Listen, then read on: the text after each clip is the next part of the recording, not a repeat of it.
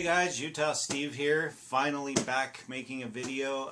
Things have been crazy lately. I've been working a lot of hours. It's the holiday season.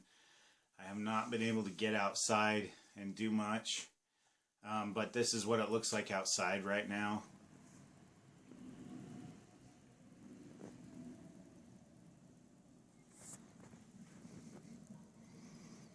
Another storm's coming in tomorrow. And Monday and Tuesday. It's just going to keep snowing, it looks like, right up until Christmas. It's only 12 degrees outside right now, so that's kind of cutting it close for me. I don't really enjoy ice cold winter camping, so what I'm going to do instead is talk about a product. And today I'm talking about, this is a review. I've used this for about 2 years. This is the Alps Mountaineering Self-Inflating Sleep Pad. This is the large size. You can get extra large, long, a half size if you're into ultralight or lightweight. This doesn't weigh much. I'll just throw up here on the screen how much this weighs. I can't remember, but I have it in my list. It comes with 2 straps over the stuff sack, a carry handle, this handy little, pull string, the usual stuff that comes with it. But I do like the straps here. They come off like this. I like how it constricts it from just hanging there on the back of your pack or even on the inside. I usually throw it on the top of my pack because it's so lightweight I can't even feel it. So you take those off, you have your stuff sack. Let's go ahead and open it and take it out, and I'll show you what makes it self-inflating and why I actually really like this product. And actually, this is the only sleep pad I use anymore. I'm done with those foam pads, and I know there are better ones out there. This was about 40 bucks. You'll pay different prices depending on the size of the sleep pad. But it comes in steel blue only. As you can see, there's the logo. And I'm going to go ahead and lay this on my bed and let it self-inflate and show you how that works. Okay guys, so basically all you do is unroll it. Just like that. Now you have this little nozzle here right at the end, and all you do is unscrew it. You hear that? What's happening is this is full of a foam that basically expands when you let the air in. And the foam, as it expands, draws more air in and acts like a vacuum. So over a few minutes, this will fill with air. Now, if needed, if it's not, when it's fully inflated all on its own, you can still, get in here and, blow it up to a thicker, give it thicker loft so that you're more comfortable if what it inflates with isn't enough for you, if I'm making any sense at all. So let's go ahead and let this inflate on its own for a few minutes, and I'll come right back. Okay, so it's now inflated on its own. It took, I'd say, 15-20 minutes, and I also blew a little more air into it. It's probably got a good solid inch of padding, but it's very thick.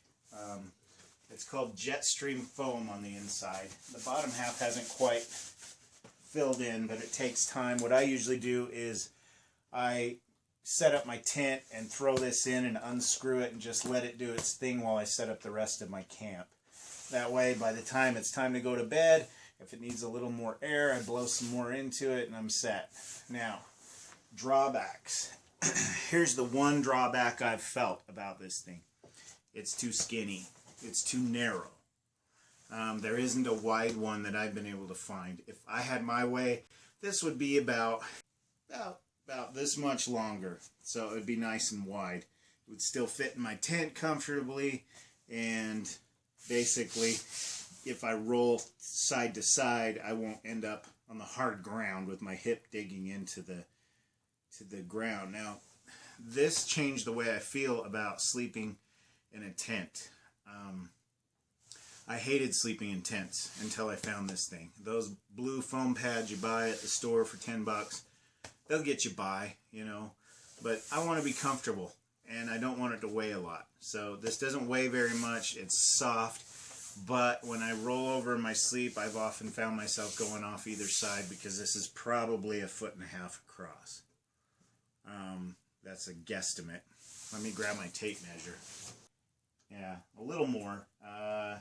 You're looking at 21, 22 inches across. And as far as the length goes, standard size, and it is roughly 70 inches long.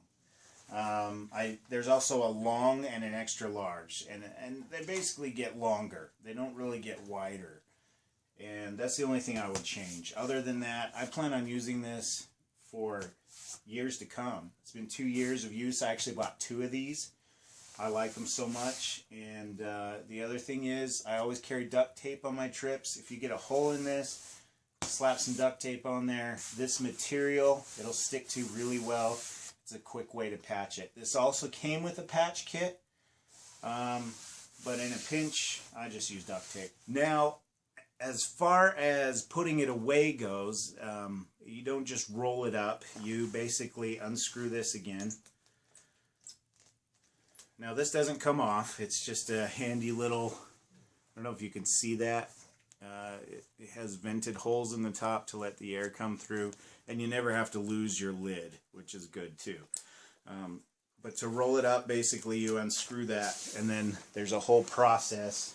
It doesn't take very long, but you basically squeeze the air out of it as you go. And what I usually end up doing is rolling and kneeling.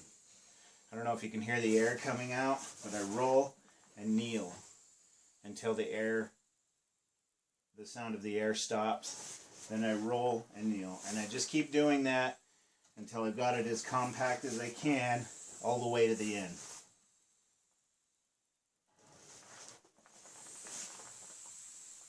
A little tedious, but it doesn't take long.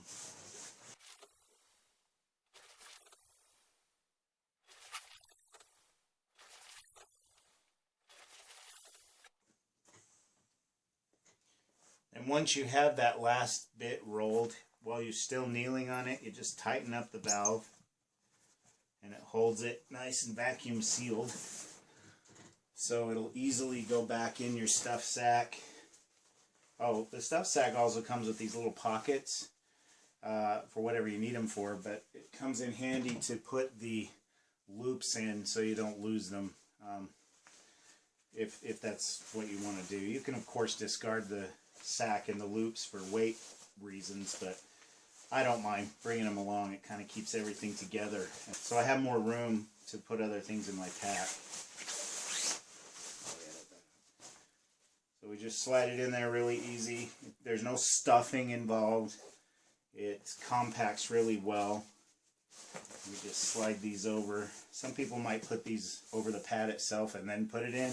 I prefer not to. I just like the way this works because I can also use these to hold the string in place so it's not flopping around. A couple of my videos may notice that while I'm hiking, this is flopping around. It's kind of annoying. Anyway, I throw this on the back or down inside this way, inside my pack, and it does a great job. So there you have it. That's the Alps Mountaineering Steel Blue regular size sleep pad. Runs about 40 bucks on Amazon for this size. Different prices for different sizes. You can check it out. Real fan of Alps Mountaineering. My son has an Alps Mountaineering tent that I'm kind of envious of. Gonna look more into their products for sure. This is definitely an affordable alternative to something much more expensive. So anyway, I'm Utah Steve. We'll see you next time. Thanks for watching.